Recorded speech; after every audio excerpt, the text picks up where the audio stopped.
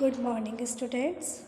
बच्चों, आज हम साइंस में अपना न्यू चैप्टर स्टार्ट कर रहे हैं, chapter number 4 and the name of the chapter is heat. क्या नेम है? हीट। ठीक है, चलिए तो हम पढ़ना स्टार्ट करते हैं। In chapter 3 you learned that woollen clothes are made from animal fibres. हमने चैप्टर 3 में पढ़ा था कि किस तरीके से फाइबर को फैब्रिक में कन्वर्ट किया जाता है, और हमने पढ़ा था कि जो वूलन क्लोथ्स होते हैं वो हमें कौन से फाइबर से मिलते हैं? एनिमल फाइबर से मिलते हैं। You also know that cotton clothes are made from plant fibres. अब आपको ये भी पता होगा कि जो कॉटन के क्लोथ्स होते हैं, जो कॉटन के कपड़े होते हैं, वो हमें प्लांट फाइबर से मिलते हैं। वो किससे बनाए जाते हैं?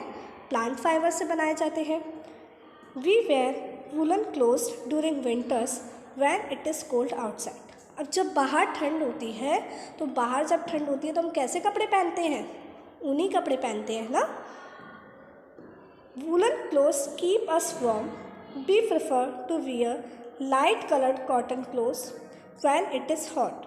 मतलब जब ठंड होती है तो हम ऊनी कपड़े पहनना पसंद करते हैं, और जब गर्मी होती है तो हम सूती कपड़े पहनना पसंद करते हैं, कॉटन के कपड़े पहनना पसंद करते हैं ना। जब बाहर क्या होती है, बहुत ठंड है, तो हमें कैसे कपड़े चाहिए? ऊनी कपड़े चाहिए। जब विंटर्स होती हैं तो हम ऊनी कपड़े पहनते हैं, और जब समर होती है तो हम सूती कपड़े पहनते हैं, कॉटन के कपड़े पहनते हैं। क्योंकि जो ऊनी कपड़े होते हैं वो हमें क्या रखते हैं? गर्म रखते हैं। तो हम किस वजह से विंटर्स में, और विंटर्स में क्या होती है, बहुत ठंड होती है, तो ठंड में हम खुद को गर्म रखने के लिए ऊनी कपड़े पहनते हैं। These give us a feeling of coolness। और जो कॉटन के कपड़े होते हैं वो हमें कैसा? ठंडा फील कराते हैं, क्योंकि गर्मी होती है तो गर्मी में हमें कैसा फील चाहिए? थोड़ा ठंडा फील चाहिए ना, तो इसलिए हम कॉटन के कपड़े पहनते हैं। You might have wondered why particular types of clothes are suitable for a particular season।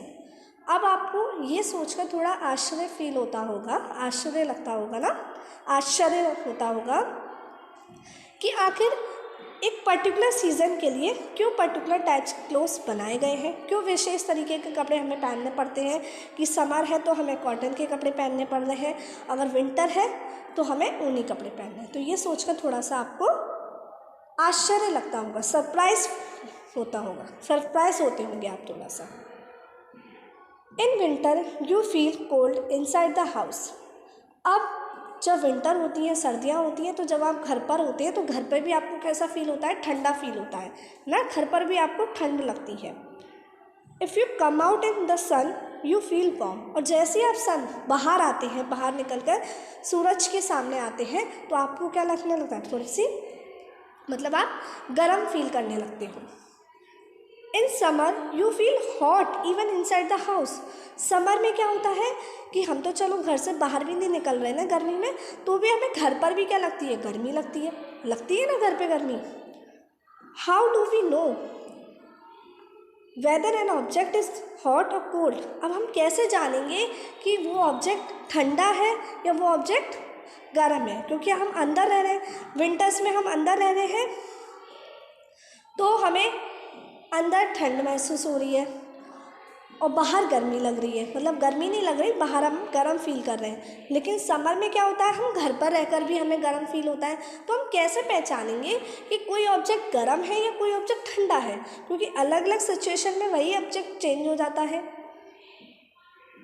How do we find out how hot और कोल्ड एन ऑब्जेक्ट इज। हम ये कैसे पता लगाएंगे कि कोई ऑब्जेक्ट कितना ठंडा है, कितना गर्म है? In this chapter we shall try to seek answers to some of this questions. तो इसी चैप्टर में हम इन्हीं चीज़ों के बारे में पढ़ने वाले हैं, और हम ये जो क्वेश्चंस आपसे अभी पूछे गए हैं, जो हमने क्वेश्चंस हमारे मन में अराइज हुए हैं, उन्हीं क्वेश्चंस का हम आंसर इस चैप्टर में खोजने वाले हैं, सर्च करने वाले हैं कि आखिर ऐसा क्यों होता है, या फिर हम किसी ऑब्जेक्ट को किस तरीके से पता कर पाएंगे कि वो ऑब्जेक्ट कितना गर्म है या कितना ठंडा है, या वो ऑब्जेक्ट गर्म है या ठंडा है। ठीक है, तो फर्स्ट टॉपिक है आपका हॉट एंड कोल्ड। पढ़ते हैं। In our day to day life we come across a number of objects. हम अपनी डे टू डे लाइफ में बहुत सारे ऑब्जेक्ट्स को देखते हैं ना, बहुत सारे ऑब्जेक्ट्स के क्रॉस आते हैं. Some of them are hot and some of them are cold. अब उनमें से कुछ गर्म होते हैं, उनमें से कुछ ठंडे होते हैं. जैसे मेरे पास आइसक्रीम है, आइसक्रीम कैसी होगी? कोल्ड होगी, ठंडी होगी. मेरे पास टी कप है ना, चाय का कप है, तो वो कैसा होगा? गर्म होगा, है ना. मेरे पास पानी है, अब पानी अगर मैं ठंडा यूज़ कर रही हूँ तो वो ठंडा है, और गर्म यूज़ कर रही हूँ तो वो गर्म पानी है. आई बात समझ में? अब मेरे पास क्या है? केक है, तो मैं केक ठंडा करके खाऊंगी तो केक कैसा है? ठंडा है. लेकिन अभी मैं पराठे खा रही हूँ तो पराठे गर्म होंगे. अगर मैं लेकर उसे खा रही हूँ ना, पराठे कैसे होंगे? गर्म होंगे, हॉट होंगे. T is hot and ice is cold. अब देख सकते हैं जो चाय है वो गर्म है और बर्फ़ है वो कैसी है? ठंडी है. तो यहाँ पर आपको ये टेबल दी है 4.1, जिसमें आपको बताना है ये ऑब्जेक्ट्स हॉट है या कोल्ड है. ठीक है, गर्म है या ठंडे हैं. तो ऑब्जेक्ट 1 है आइसक्रीम. आइसक्रीम बताइए कैसा है? हॉट है या कोल्ड है? ऑलरेडी उसमें टिक लगा हुआ है, कोल्ड है. आइसक्रीम कैसी होती है? ठंडी होती है ना. Second, spoon in a tea cup. जैसे हमने चाय के कप में एक स्पून डाली, अब वो स्पून हम चाय के कप में डालेंगे और चाय का कप कैसा है? हमारा गर्म है, तो स्पून भी क्या हो जाएगी? गर्म. तो ये क्या होगा? वार्म, गर्म या हॉट. फ्रूट जूस है. अब फ्रूट जूस आप पीना पसंद करेंगे तो कैसा पिएंगे? हॉट. गर्म तो होता नहीं है फ्रूट जूस, कैसा होता है? ठंडा होता है ना. तो ये क्या होगा? कोल्ड. फोर्थ वन है handle of a frying pan. मतलब एक फ्राइंग पैन है, उसका हैंडल. जैसे मैं अगर चाय बना रही हूँ फ्राइंग पैन में, या फिर कुछ भी कर रही हूँ फ्राइंग पैन में, तो वो गैस पे रखा हुआ है, तो उसका हैंडल कैसा होगा? गर्म होगा ना उसका हैंडल थोड़ा सा. तो ये क्या होगा? वार्म या हॉट. ठीक है, तो इस तरीके से ये एक टेबल आपके पास है, जैसे आपको ये अपनी साइंस की नोटबुक में करनी है. ठीक है. अब जैसे मेरे पास कोल्ड ड्रिंक है. कोल्ड ड्रिंक कैसी होगी बच्चों? हॉट होगी या फिर कोल्ड होगी? क्या ऐसी होगी? कोल्ड होगी. तो ऐसे आप अपने आसपास बहुत सारे ऑब्जेक्ट्स देखेंगे जो उसमें से कुछ हॉट है और कुछ कोल्ड है. पढ़ते हैं अब आगे. List some objects you use commonly in 4.1. अब ये कुछ तो ऑब्जेक्ट्स आपको दिए हैं, आप उसमें और भी इंक्लूड कर सकते हैं, है ना. कोल्ड ड्रिंक इंक्लूड कर सकते हैं, या फिर जो भी आपको आसपास अपने कॉमनली आप जिन ऑब्जेक्ट्स को यूज़ करते हैं वो आप इस टेबल 4.1 में इंक्लूड करके, और फिर वो आप पता करेंगे कि वो ऑब्जेक्ट्स हॉट है या फिर कोल्ड है. ठीक है, और इस टेबल को आप अपनी साइंस की नोटबुक में करेंगे. Do not touch objects which are too hot. Be careful while handling a candle flame or a stove. मतलब हमें उन ऑब्जेक्ट्स को टच नहीं करना चाहिए जो क्या होते हैं? बहुत गर्म होते हैं, है ना. जैसे कैंडल की फ्लेम है, स्टोव है, वो कैसे होते हैं? गर्म होते हैं ना. तो हमें इनको हैंडल करते समय बहुत ही केयरफुल रहना चाहिए. We see that some objects are cold while some are hot. तो हमने देखा कि कुछ ऑब्जेक्ट्स कैसे हैं? गर्म है, हॉट है, कुछ ऑब्जेक्ट्स कोल्ड है, ठंडे हैं. You also know that some objects are hotter than others while some are colder than others. अब आपने ये भी देखा होगा कि ज़रूरी नहीं है कि सभी गर्म हो. कुछ ऐसा होगा, कुछ ज़्यादा गर्म होगा, कुछ कम गर्म होगा, कुछ ज़्यादा ठंडा होगा, कुछ कम ठंडा होगा. How do we decide which object is hotter than the other? अब हम ये कैसे डिसाइड करेंगे कि कौन सा ऑब्जेक्ट ज़्यादा गर्म है, कौन सा ऑब्जेक्ट कम गर्म है? तो ये डिसाइड करने में हमें थोड़ी सी दिक्कत आएगी. We often do it by touching the objects. और हम इसे मतलब टच कर पता कर लेते हैं कि ये ऑब्जेक्ट ज़्यादा गर्म है, ये ऑब्जेक्ट कम गर्म है. लेकिन अगर हम एक प्रॉपर जानना चाहें कि प्रॉपर आखिर कौन सा ज़्यादा गर्म है, कौन सा कम गर्म है, तो उसके लिए तो हमें कुछ ना कुछ करना होगा. But is our sense of touch reliable? मतलब क्या हम जो सेंस ऑफ टच कर रहे हैं, जो हम उसको टच करके पता लगा रहे हैं, कि क्या इसमें मतलब हम भरोसा कर सकते हैं? क्या ये भरोसेमंद है? मतलब क्या अगर हम टच करके पता कर रहे हैं तो इट्स परफेक्ट, परफेक्ट है ये? लेट्स फाइंड आउट, चलो पता लगाते हैं, देखते हैं कि हमारा जो सेंस ऑफ टच है वो सही है या नहीं। तो उसके लिए आपकी एक्टिविटी 4.1 दी है, पढ़ते हैं उस एक्टिविटी को। Take 3 small tubs containers. ये जो एक्टिविटी दी होती है इन्हें आप घर पर परफॉर्म ज़रूर किया करिए। ये नहीं कि बस आपने पढ़ ली और समझ ली। करने जब तक आप इन एक्टिविटीज़ को करेंगे नहीं तब तक आप ऑब्जर्व कैसे करेंगे, तब तक आपको पता कैसे चलेगा। Label them as A, B and C, मतलब आपको 3 कंटेनर लेने हैं और उन तीनों कंटेनर में, मतलब उन तीनों कंटेनर का आप नेम लिख देंगे ए, बी, सी, जैसा आप पिक्चर में देख रहे हैं। Put cold water in container ए। आपको कंटेनर ए में कोल्ड वाटर रखना है। कंटेनर ए में क्या रखना है? कोल्ड वाटर रखना है।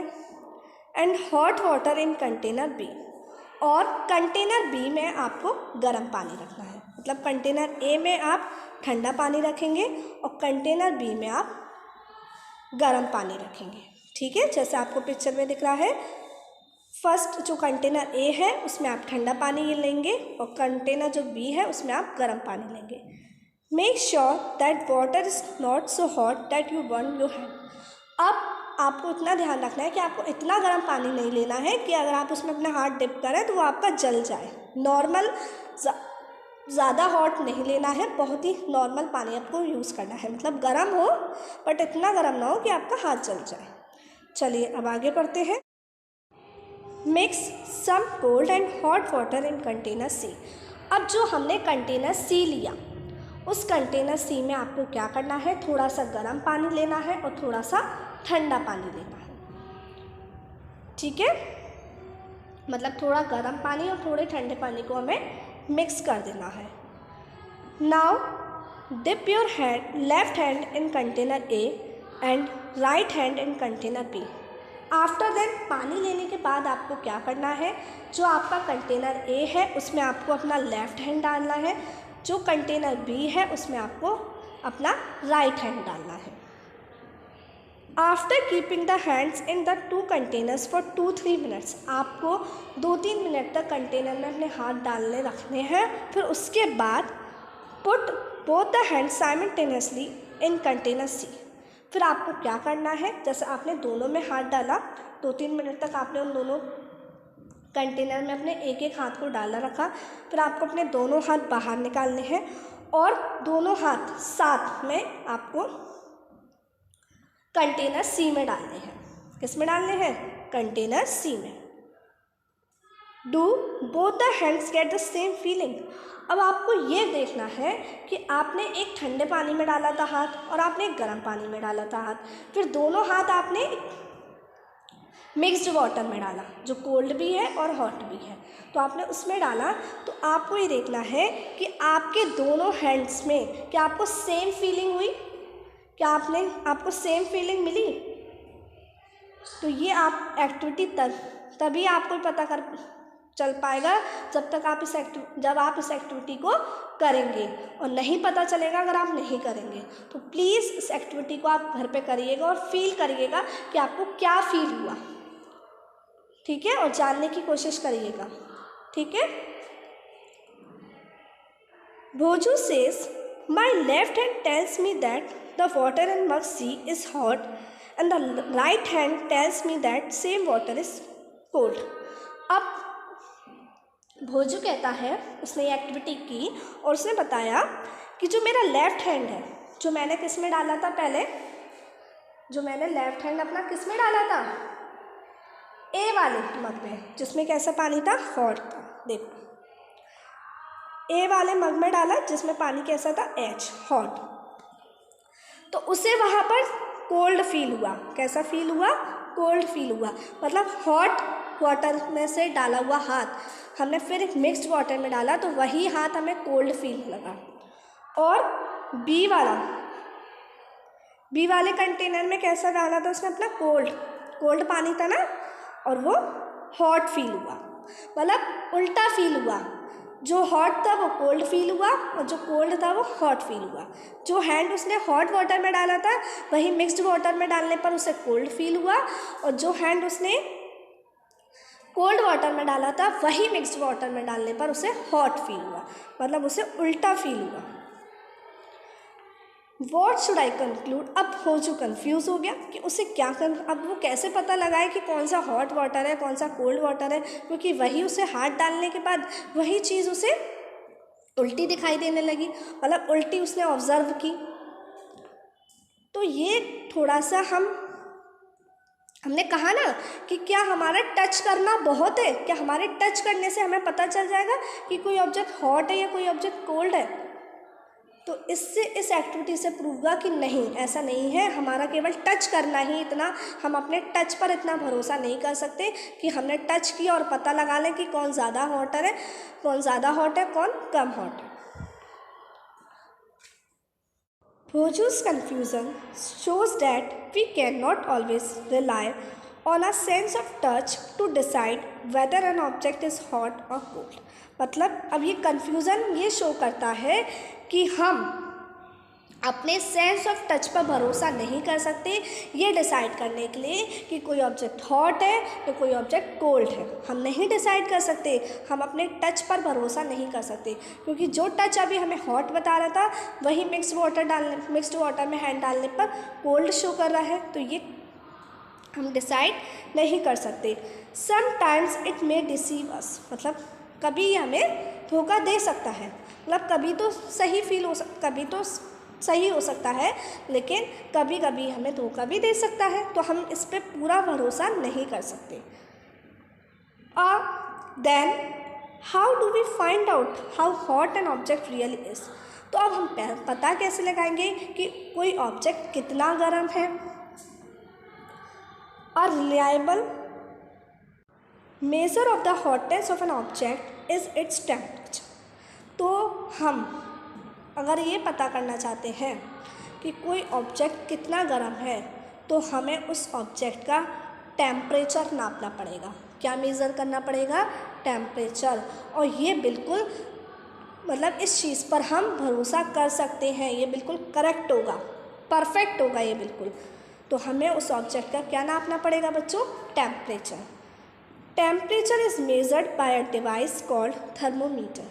तो जो टेम्परेचर है वो कौन से डिवाइस से नापा जाता है बताइए? तो हम नॉर्मली पढ़ते आ रहे हैं, हमें पता है कि टेम्परेचर हम कौन से डिवाइस से मेज़र करते हैं? थर्मोमीटर से। और आप सभी के घर पे थर्मोमीटर भी होता है ना?